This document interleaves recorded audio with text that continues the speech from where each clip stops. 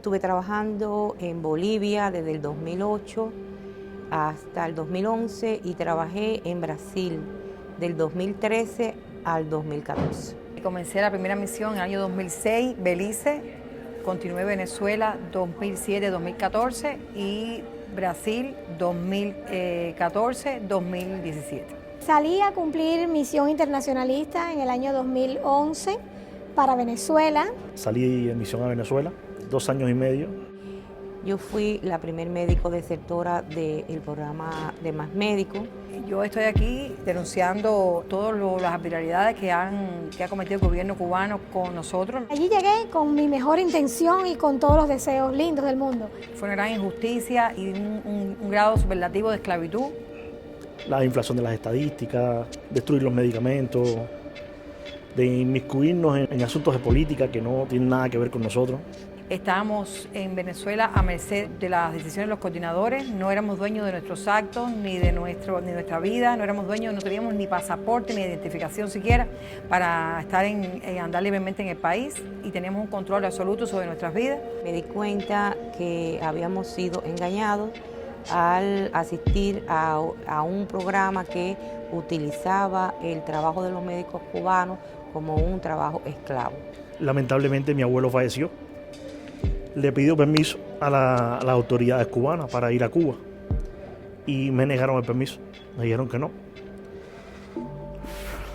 Y no pude ir hasta 6 meses después de la muerte de mi abuelo. Sabiendo yo que en ese mismo tiempo la sobrina del coordinador del Estado o del jefe del Estado cumplía 15 años y ellos, él, su hermano y toda la camarilla iba a Cuba para festejar los 15 de la sobrina del coordinador. Yo no podía ir al entierro de mi abuelo, que era como si fuera mi padre. En los primeros meses de estar en Brasil, mi padre enferma y me dicen que me van a pagar todo para que yo vaya porque solicito ir a ver a mi padre. Disculpe, me dan la autorización, viajo a Cuba, solamente 10 días. Si me pasaba de ese tiempo, me daban de baja del programa. Y luego entonces yo no quería abandonar el programa. Tuve con mi padre 10 días solamente, regreso a Brasil y un mes después mi padre fallece. Luego entonces no me dejan volver una segunda vez. Al mes siguiente me descuentan de mi pobre salario, de mi pobre estipendio, el pasaje de ida y regreso, que era bien caro, de Sao Paulo a La Habana y de La Habana a Santiago de Cuba. Entonces ya eso fue, como decir, la gota que rebosó el vaso. En todos los países fue muy difícil con el gobierno cubano. Veía cómo los médicos cubanos arriesgaban su vida en la frontera de Venezuela con Colombia y no quería ese futuro para mí. Lo denuncié en el Congreso del Brasil ante los diputados al Congreso.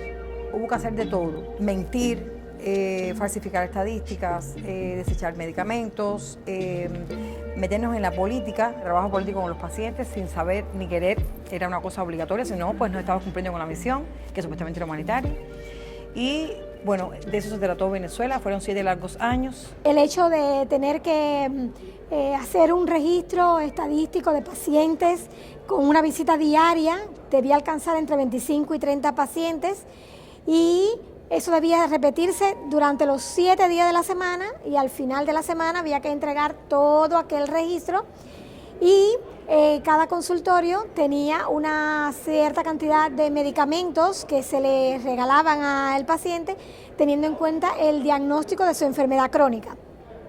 Pero en las áreas donde trabajábamos, que no asistían esa cantidad de pacientes, pacientes de muy escaso nivel, ni sabían a veces qué es lo que nosotros hacíamos allí, teníamos que explicarle, pues teníamos que inventar para arribar a esa cifra que nos pedían diario. Luego entonces sucedía que el medicamento que debía consumir ese supuesto paciente que se atendía o bien por una úlcera péptica o por diabetes o por alta presión, teníamos que desecharlo porque recibíamos constantemente inspecciones de los jefes para ver si estábamos haciendo bien el trabajo. Bien el trabajo era la orientación que teníamos de desechar esos medicamentos.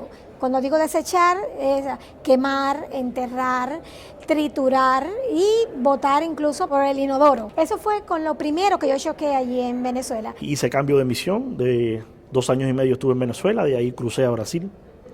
Y desde que llegué, la misma historia, veía los médicos intercambistas, los de otras nacionalidades, que cobraban muchísimo más que yo, y a nosotros nos daban una miseria, cosa que no estaba estipulada en ningún lado.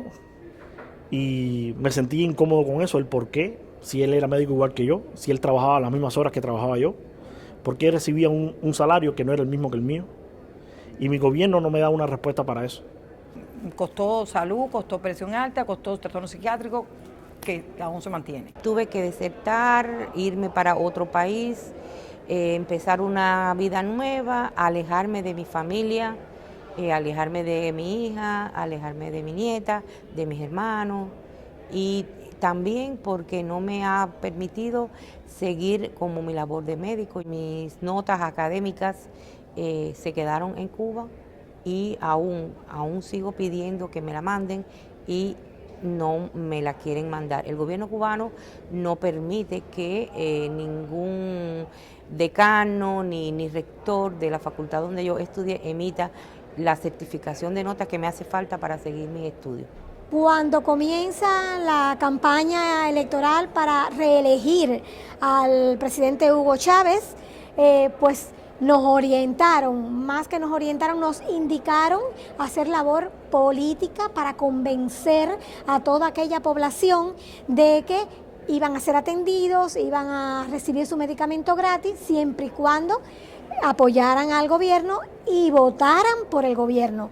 Y teníamos que ir de casa en casa, sacar a las personas y llevarlos incluso a los colegios electorales. A mí me tocó muchas veces tener que ir a los colegios electorales para indagar cuántos habían votado, quiénes estaban yendo, quiénes faltaban para ir a buscarlos en sus casas, porque era un parte que debíamos dar cuando estaba ocurriendo este evento diario. Si no lo hacías te cuestionaban y era una cosa que era de sí o sí.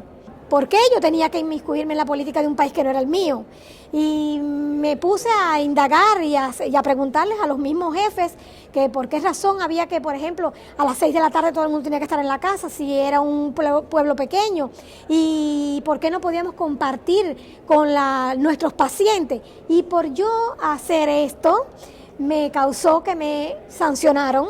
Mi sanción, afortunadamente, no fue sacarme de la misión, pero me sacaron de ese municipio y me mandaron para otro lugar.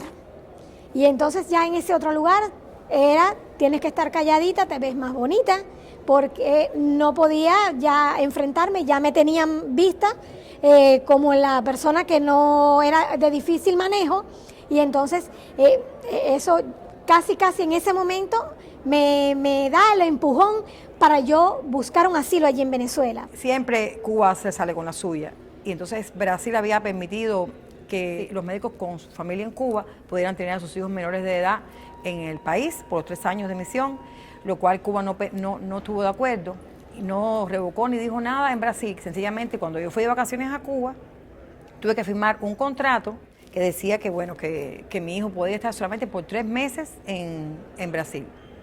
Cada 3 meses había que mandarlo a Cuba, cuando los pasajes de Brasil-Cuba son bien caros. Ahí yo decidí que no iba a continuar siendo más esclava, que no quería decir más lo que no quería hacer, ni hacer más lo que no quería hacer, que nadie más iba a mandar en mi vida, que nadie más iba a ser mi dueño, y rompí las cadenas. Decidí dejar la misión 2 años después y llegar a este inmenso país que nos abrió las puertas. Aquí es un mundo nuevo, una historia nueva, empezar desde cero, como todo inmigrante cuando llega acá. Gracias a Dios hemos tenido la oportunidad de nosotros sí de llegar con toda la documentación necesaria para poder ejercer nuestra carrera o algo parecido a nuestra carrera. En el caso mío, estoy estudiando enfermería. Presenté todos mis documentos en la universidad, me aceptaron, y si Dios quiere y la suerte me acompaña, el próximo año termino de graduarme como harén. Fue bien difícil la decisión, porque cuando tomas la decisión tienes que quitarte el corazón del pecho y decir, voy a actuar porque pienso así y las consecuencias que vendrán van a ser difíciles y hay que asumirlas. Separarse de los hijos, con la consecuente represalia contra los que se quedaron en Cuba. Te chantajean con el lado más débil que es tu familia. Tengo mis 2 hijos en Cuba, los 2 son médicos, están sufriendo las consecuencias de este paso que yo di. Mi hijo el mayor, a partir de que se conoció allá que yo había desertado, lo separaron de dar consulta, él es médico de familia, especialista, igual que yo en medicina familiar, y sin explicación lo pusieron a trabajar como si fuera un operario de la campaña contra el dengue, un operario para fumigar, para visitar las casas y todas las cosas, como haría un obrero. El menor, que se acaba de graduar hace apenas unos meses, lo ubicaron fuera de la ciudad, en un lugar de difícil acceso. Cuando fue a preguntar por qué razón me mandan para acá si el resto de mis compañeros están en la ciudad, que hay tantas áreas de salud, y sencillamente la respuesta fue, eso es lo que te toca. Es lo que te toca y tú sabes por qué te toca. Ha sido muy difícil renunciar a mi profesión como médico, porque yo la amo. Yo soy una doctora que estudié medicina por vocación y infelizmente aquí no puedo ejercerlo. Pero bueno, son consecuencias de mi decisión y cada día que pasa estoy más segura que fue la decisión correcta. No me arrepiento para nada y agradezco infinitamente que me hayan incluido en esta demanda y que el mundo y todo el mundo y sobre todo mis colegas conozcan lo que se esconde detrás de esta fachada, esta esclavitud moderna, que es a lo que quisieron someternos y que nosotros supimos apartarnos de ella.